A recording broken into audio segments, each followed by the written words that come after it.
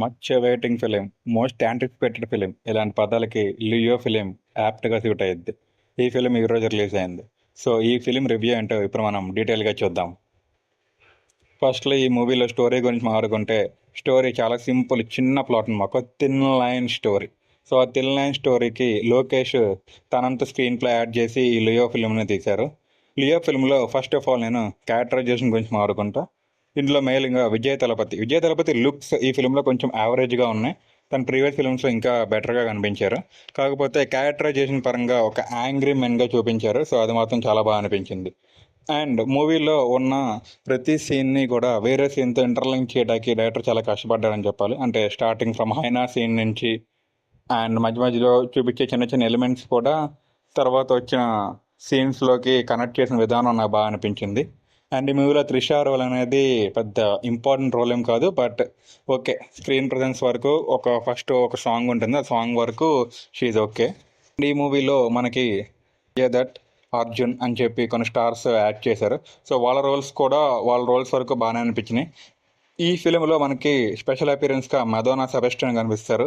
మదోనా role just ఒక మహా అయితే ఓవరాల్ 15 minutes ఉంటుంది అంతే. అది పెద్ద ఇంపార్టెంట్ రోల్ ఏం కాదు, కానీ ఆ రోలు సినిమా స్టోరీకి చాలా ఇంటర్లింక్ అయి ఉంటుంది. సో దానివల్ల ఒక స్పెషల్ క్యారెక్టర్ అని చెప్పి మనం చెప్పుకోవచ్చు.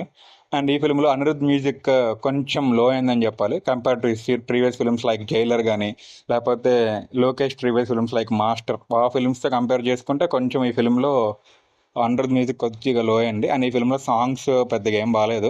ఓవరాల్గా ఈ ఫిలింలో టాప్ సీన్స్ గురించి మాట్లాడుకుంటే, ఇంటర్వెల్ బ్లాక్ ఒకటి బాగుంది.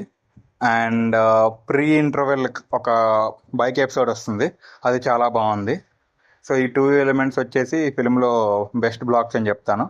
అండ్ హీరో ఎంట్రీ కూడా నార్మల్గానే అనిపించింది. అండ్ ఈ ఫిలిం నాకు టైటిల్ కార్డ్ బాగా నచ్చింది. Like Thalapathy Vijay title card ఈ ఫిలింలో చాలా బాగా వేశారు. So that was one good thing ఈ మూవీ గురించి. అండ్ ఈ ఫిల్మ్లో నెగిటివ్స్ గురించి మాట్లాడుకుంటే, routine story, routine screenplay and కొన్ని కొన్ని అన్వాంటెడ్ సీన్స్. అండ్ ఇటులో టూ మచ్ ఆఫ్ ఫైట్స్ ఉంటాయి అనమాట. ఊరికే ఫైట్స్ వచ్చేస్తూ ఉంటాయి. That was one thing. And ఈ ఫిల్మ్లో కొంచెం కొన్ని క్యారెక్టర్స్ సరిగ్గా ఎస్టాబ్లిష్ చేయలేదు అనిపించింది. అండ్ ఈ ఫిలింలో లియో అనే క్యారెక్టర్ని చూపించారు, కానీ అంత బాగా ఎస్టాబ్లిష్ అవ్వాలని చెప్పి నాకైతే అనిపించింది. యాక్చువల్గా ఓవరాల్గా చూసుకుంటే ఇది ఒక బిలో యావరేజ్ ఫిలిం లోకేష్ దగ్గర నుంచి, కానీ ఎలాగైనా సరే ఇంక్లూడ్ చెయ్యాలి అని చెప్పి బలవంతంగా తీసిన సినిమా లాగా నాకైతే అనిపించింది. ఎందుకంటే యాక్చువల్గా అవసరం లేదు, మనం సినిమా చూసుకున్నట్టయితే మొత్తం అవసరం లేదుగా, ఎందుకు కలిపారని అనిపిస్తుంది.